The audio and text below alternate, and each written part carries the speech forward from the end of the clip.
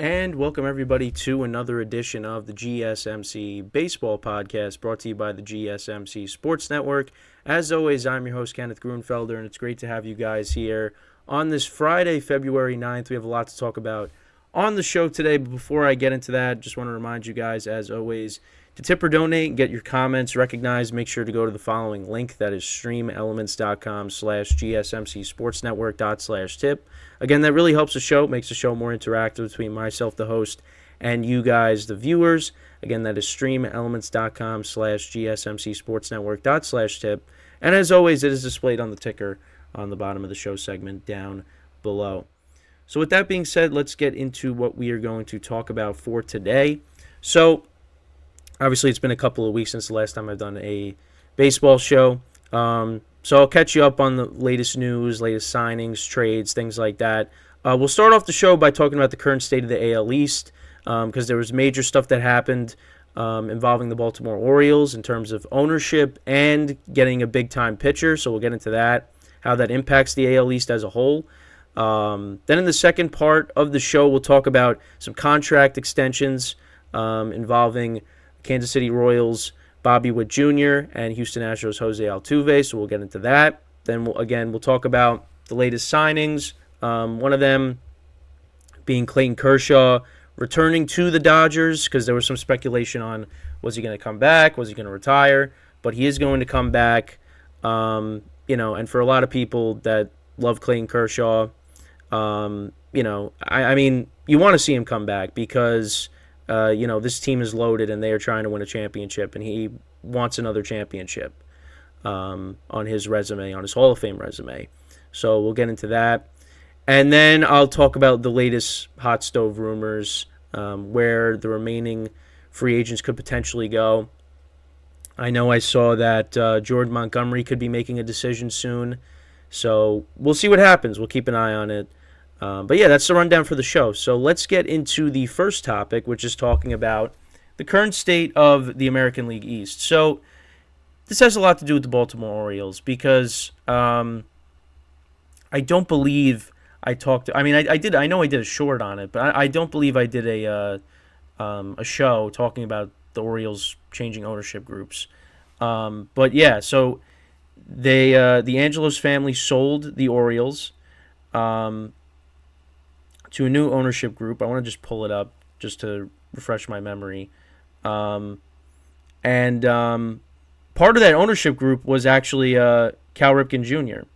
So so the Angelos family they sold the Orioles to David Rubenstein for $1.725 billion, and a part of that group is also, like I said, Cal Ripken Jr. That is a great thing for the Orioles because one of the things with the Orioles is just the fact that, when guys' contracts are up, the Orioles don't typically, open their wallets for them. I mean, you see what happened with Manny Machado when they got rid of him as one example. But this is great for them because, they're going to spend money. And then, not that they spent money with this move, but, maybe they give him a contract extension. So they went out and they got a big-time pitcher. And, so the Orioles, for the most part, during the offseason, they didn't really do a ton.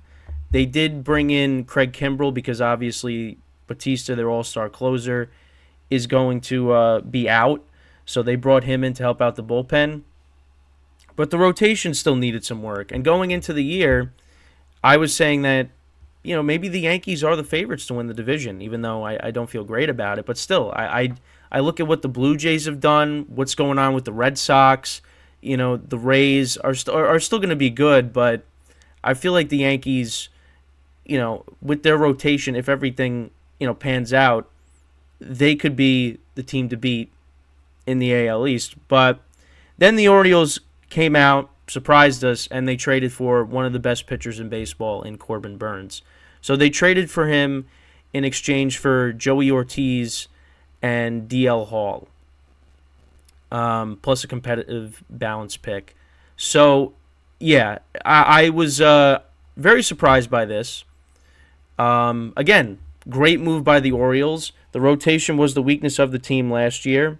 And, you know, they could, now with the new ownership group, they could pay Corbin Burnes and keep him if it pans out. So last year he went 10-8 with a 3.39 ERA, 200 strikeouts, a 1.07 WHIP. We'll go to some of his other his past years. So 2022 he went 12-8 with a 2.94 ERA. 2021 11-5 with a 2.43 ERA. And that's a guy that you're going to put at the top of your rotation to go along with some guys that had good years last year. I mean, Bradish had a good season for them. I think Dean Kramer, he won 11 games, but his ERA was a little high, but still, I just want to look at the Orioles' projected rotation. So now with Corbin Burnes added, so obviously he's going to be at the top of the rotation. Let's see here. Let's get to the rotation. So yeah, it's going to be Corbin Burnes, Kyle Bradish, Grayson Rodriguez, John Means, and Dean Kramer. So yeah, I mean, now with Corbin Burnes added to that rotation, it's a decent rotation. Bradish had a good season last year. Like I said, Dean Kramer won 11 games. So, I mean, you add that and to go along with their young players. I mean, this team is going to be good. I mean, they won 100 games. So, listen, you got to be excited if you're an Orioles fan because, I mean, when I was younger and the team was losing over 100 games every single year, they were one of the worst teams in baseball.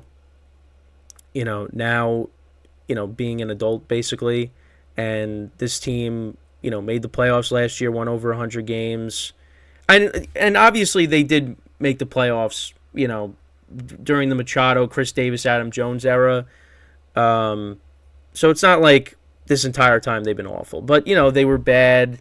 Then they got good again with Buck Showalter as the manager. Then they had some rough years in recent years. But then, the last two seasons, a good second half of 2022.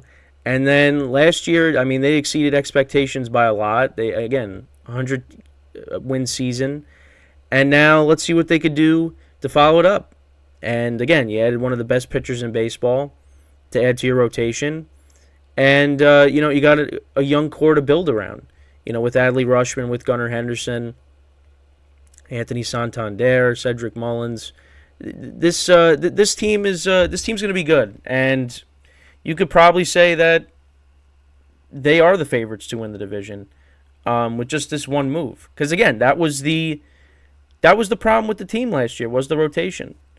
And, once they got to the playoffs and they played the Rangers, their pitching got exposed a little bit. So, we'll see what happens now. Some other moves. The Yankees, they traded for Caleb Williams. I did it again. Caleb Ferguson from the Dodgers, a left-handed pitcher. That's the second lefty that they've gotten from the Dodgers. They also got Victor Gonzalez earlier in the offseason. So they're kind of filling out their bullpen. With the Yankees rotation, it's a lot of ifs. I mean, really with the team, there's a lot of ifs. In their lineup with Rizzo, LeMahieu, Stanton. Will Anthony Volpe take the next step in year two? Which I think he will, but we'll see. And the rotation, like I said, there's a lot of ifs. If Nestor Cortez can bounce back, if Rodon can bounce back, if Marcus Stroman can pitch like the Marcus Stroman from the first half of 2023.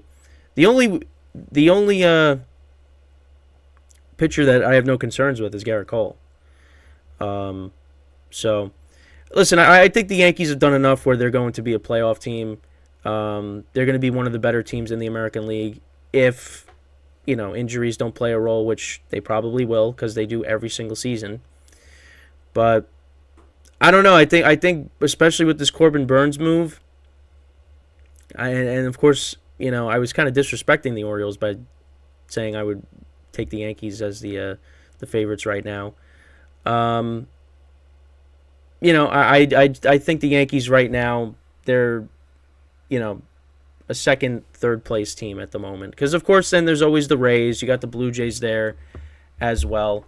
Um, the Blue Jays, they really haven't done anything significant to upgrade their team. Um, they signed IKF. They brought back Kevin Kiermaier. Um, I think they also signed Justin Turner. I believe, yeah, they signed Justin Turner to a 1-year deal. So, and Justin Turner had a good season last year. Still a good bat to have. He's going to be their DH primarily. Can play some third, some first base. But again, the Blue Jays really didn't do anything significant. But they have a good rotation. It's really just been their lineup. I mean, you saw what happened in the playoff series against the Twins last year. It just their offense just could not get anything going. So, and the Red Sox, I don't know what the Red Sox are doing. I really have no idea. It doesn't seem like this ownership group is prioritizing, making this team a contender right now. They signed Lucas Giolito to, add to the rotation, and he did not have a good season last year. You trade Chris Sale to the Braves. You get a couple of players in that deal. I just don't know what they're doing. I don't really know what. And they were competitive last year. It's not like they finished with an. Well, what did their record end up being last year? I mean, because at one point, yeah, like them and the Yankees had like the same record. I mean, again, the Yankees only finished with 82 wins, but the Red Sox still were giving teams problems. So yeah, the Red Sox ended up finishing 78 and 84. It's just wow. They actually finished with the same road and home record, 39 and 42 on both at home and both on the road. So yeah, I don't really know what the Red Sox are doing. Can I say like I feel bad for the fans? I mean, I'm not going to say that, but still, it's like why? I mean, they're making the Red Sox look like a small market team. That's not what the Red Sox are. But and you thought when they let go of their general manager Chaim Bloom, because I remember I did a video on it, that things were going to change. And it doesn't seem like things are changing. It seems like things are getting even worse. I mean, imagine if this team didn't bring back Rafael Devers and they let him walk. I mean, they let Bogarts walk. They traded Mookie Betts.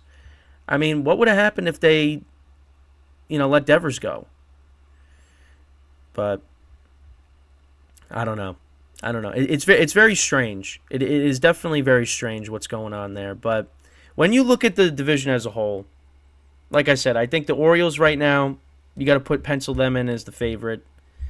Raising the Yankees, I think the Blue Jays personally are the fourth best team in the division. I think it's the Orioles, raising the Yankees, then the Blue Jays, then the Red Sox. Because you got to respect the Blue Jays lineup still. I mean, they got a ton of talent on that team. It's just, again, you get to the postseason, and they don't do anything. So, I mean, I like their rotation a lot, even though when they go against the Yankees, it's annoying. But they got a good rotation. You got a good lineup with Bichette and Vlad Guerrero Jr. and Springer. Now you bring in Justin Turner, who's a good bat to have in your lineup. But it's all about taking that next step, and are they going to be able to do that? I don't know.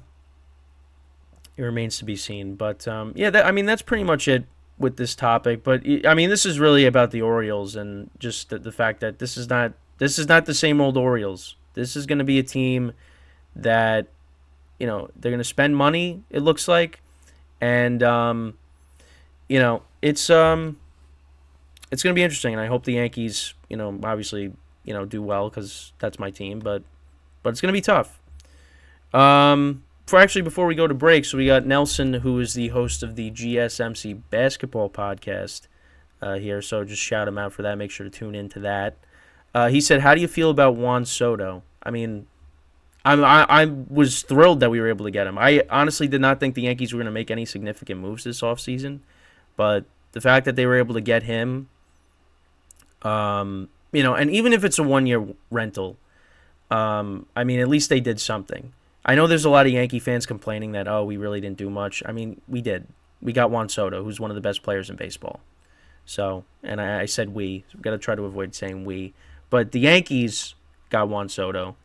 So we should be happy about it. Now, they could have did more.